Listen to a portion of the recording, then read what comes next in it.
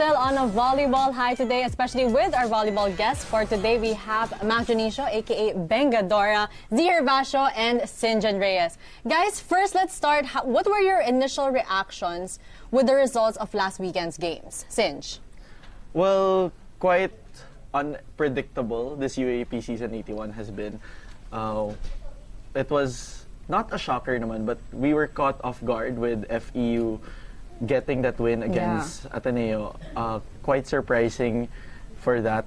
We knew that UST can defeat LaSalle, but the way that UST defeated LaSalle was just really at a strong pounce on how the Tigresses could really perform during the Sunday game. How about for you, Zee? Yes, it was very shocking. I think everyone would agree with me that everyone had goosebumps all throughout the weekend. That's for true. 5-setter games, and yeah, with 5-setter games, you really don't know who would win. It could go either way, and I agree with Synjin. Like, you would already think that UST was gonna win over LaSalle, but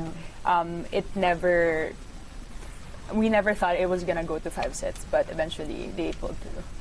And of course, for you, Bengs, you kept us all updated in social media with your reactions. But let us know more about it.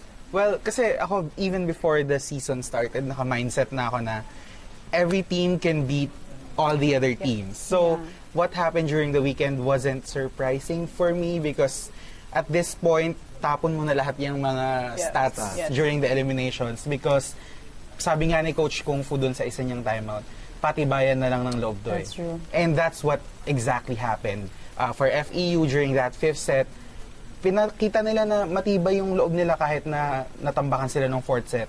And for UST din naman, nung 5th set na yun, they just didn't want another game. They didn't want to risk it, kaya nakuha nila. Now, sabi mo kanina, patibay siya ng loob. Yes, it was also a battlefield, but it was also a battle of the coaches. For UST LaSalle, you have Coach Ramil versus Coach Kung Fu. And we all know that Coach Kung Fu admired Coach Ramil. So, how was it like with these two different coaching personalities going and clashing in Game 3? Synjin. Well, Coach Kung Fu has been in the women's division for the past 4 years, if I'm not mistaken. And finally, Coach Kung Fu peaked at the right time for his team. That's one thing that was really remarkable. And it's really time for UST to enter the Final Four. And if there's a year that they could really enter the finals, mas secured sila this year, especially with how they've been performing, the whole ups and downs of their performance. But one thing that you would also want to admire with Coach Ramil is, even though parang nahihirapan siya magbalasa ng tao sa loob, you would see that the system is still there. Whoever is in, it's still performing within his system. And I'm sure Z would know that, battling out the Coach Ramil system for the past 5 years of her career as well. Yes.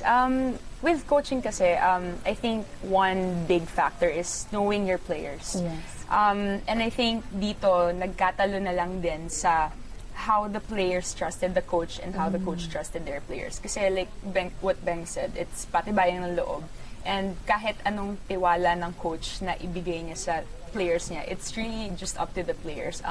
And what Synjin said, parang Coach Ramil naman has fortified his place in the UAAP for several years. And it was just about time that Coach Kung Fu made it to the finals, showing that his skills are there. You know, Tita Mozi would put it na may PhD na nga daw si Coach Ramil sa UAAP. So, yun nga, give chance to others nga naman. Well, di ba, wala naman sigurong at this point, wala nang ko-question kung gaano kagaling si Coach Ramil. Exactly. Multi-titled. Multi-titled. Kaya, this is just a minor setback sa kanyang sobrang decorated career. Yeah.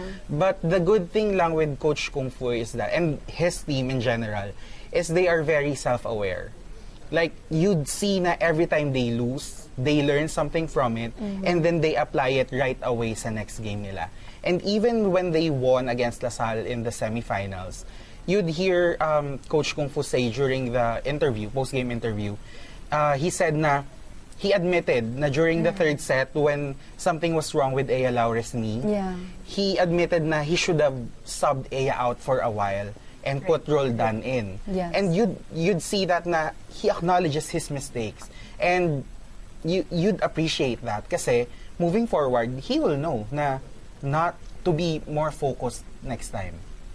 Kaya that's the good thing about UST this year. Wow. But do you think since Coach Ramil coming into that game, they also came from a loss in a volleyball league, do you think that kind of affected him, whether it was mentally or physically? I don't think anything can phase Coach Ramil at this I point. agree.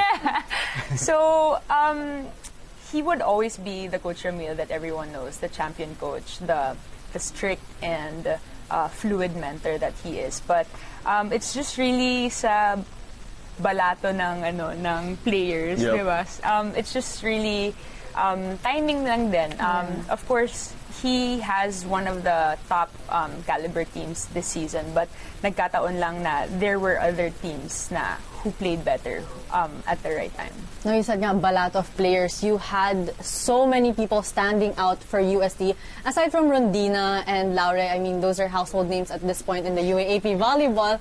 But you also had Viray, Bicar. Can you talk about those people more, Synj? I think one thing that was really impeccable, and I got to talk to some of the alumni, the senioras of UST, sina Of Tita UST. Mosey, and her friends, her teammates, former teammates after the game, and they were saying, parang ang ganda nung nangyari na si Bicar nakatago nung second half or late first half of the season, and then you saw how parang si Mafe lang yung steady, but then when Bicar came back in, was injected back into the fold, ang laki ng difference na nadala niya, the seniority, the eagerness to play, tsaka parang sabi nga ni Tita Muzi, parang challenge ni Coach Kung Fu by setting her out na you have to perform well when I put you in, and that's what Bicar did. Really explosive game for me. Worthy of the player of the game accolade for that game kasi ang laki ng difference na binigay niya during that match. But another explosive player for LaSalle was Julina De La Cruz, who showed her seniority despite being a rookie. Pengs? I've always admired Julina. That's Even true. before the world saw how she plays, I've been watching her in the high school division. And you'd know na she's a perfect fit for LaSalle because more than being a star player, she is efficient. Yeah. And that's what works sa sistema ni Coach Ramil, di ba?